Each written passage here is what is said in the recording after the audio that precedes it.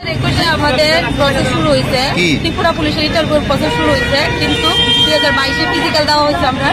তারপর আমরা 2023-এ আমরা দিছি, রাইটিং এক্সাম দিছি, কিন্তু 24-ও এটার কোনো রেজাল্টের কোনো আমরা আউট পাইতেছি না। যেহেতু এটা চাকরির ইন্টারভিউ, এটা যদি ভাইবাটা যদি আমার যদি দেখাইতো তাহলে তো আমরা বুঝতে পারতাম যে কি হয়েছে না না হয়েছে। তো আমরা চাই যে অতি সত্বর যাতে এটার যাতে একটা ব্যবস্থা করা হয়। তারা কতজন রয়েছেন সারা রাজ্যে? আমরা তো প্রায় 6000-এর মতো প্রায় টিকেছি ফিজিক্যালে। এখন পর্যন্ত আমরা রাইটিং এক্সাম দিয়েছি 6000-ই, কিন্তু এখন পর্যন্ত ভাইবার জন্য যদি দেখানো হয়নি, তার জন্য আমরা বসে রয়েছি। রাইটিং এর কোনো রেজাল্ট বের হয়েছে কি? না, রাইটিং এর কোনো এক্সাম বের হয়নি, রেজাল্টও কোনো বের হয়নি। তার জন্যই তো আমরা আসা এখানে, যাতে অতি সত্তর যাতে রাইটিং এর এক্সামটা যে আমরা যে এক্সামটা দিয়েছি যেটাই হোক ফল, সেটাই যাতে আমাদেরকে ফ্লো করে। Thank you. ইহানো আউনের কারণ হচ্ছে আমরা 2022 থেকে মানে সব রিক্রুটমেন্ট মানে ফিজিক্যাল টিজিক্যাল সব টিচার্সেরা 2024 এখন এক্সাম দিছি, কোনো মানে প্রসেস মানে কোনো আপডেট পাচ্ছি না। আমরা চাই ওখানে 2022-24-এ দুর্গাপূজার আগে মানে যে রিটার্ন এক্সাম দিছে এটার প্রসেসটা পাও, মানে দুর্গাপূজার আগে আমরা চাকরিটা পাও। সবাই ছেলে মেয়ে মানে আসছেন, সমস্ত ত্রিপুরা পুলিশের ক্যান্ডিডেট, ঠিক আছে, আমরা একলগ হয়েছিরা ডিজিপি স্যারের কাছে একটা ডেপুটেশন দিতেছি, যাতে আমরা যে ত্রিপুরা পুলিশের যে প্রসেসটা সিলেকশন প্রসেস এটা খুবই ধীরগতিতে চলতেছে। কারণ এটার যে প্রথম নোটিফিকেশন এটা 2021-এর সেপ্টেম্বর মাসে আইছে। প্রথমে 500 পোস্ট আসছিল, তারপরে এটারে মানে বাড়াইছিরা এটারে 1000 করা হয়েছে।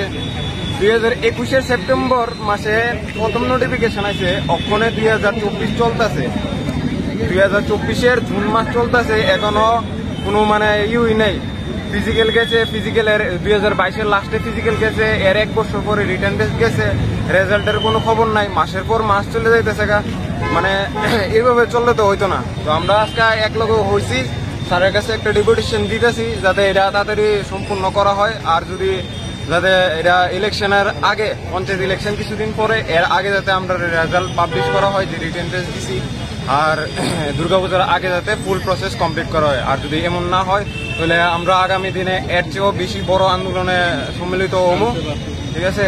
নাহলে কারণ কেড়ে সবারই এনে বয়স যাইতেছে গা, ঠিক আছে, মেয়েদেরও বাচ্চা প্রেশার দিতেছে, বিয়ে দিয়ে লাগবে এরকম। তো তারা পড়াশোনা করছে, একটা কিছু করার লিগে, তো তারা যদি বিয়ে হয়ে যায় তাহলে কি লাভ হইব? বা আমরা এনে একবার একটা ভ্যাকেন্সি বেরিয়েছে, এটারে ফুলফিল করতে 3 বছর 4 বছর 5 বছর, তো আমরা আরেকবার যে ইন্টারভিউ দিব এটার কোনো সুযোগ নাই। শুধু আমরা ত্রিপুরা পুলিশের যে এমন না, জেল পুলিশও সেম, ফায়ার সার্ভিসও সেম, জিআরবিটি গ্রুপ ডিও সেম।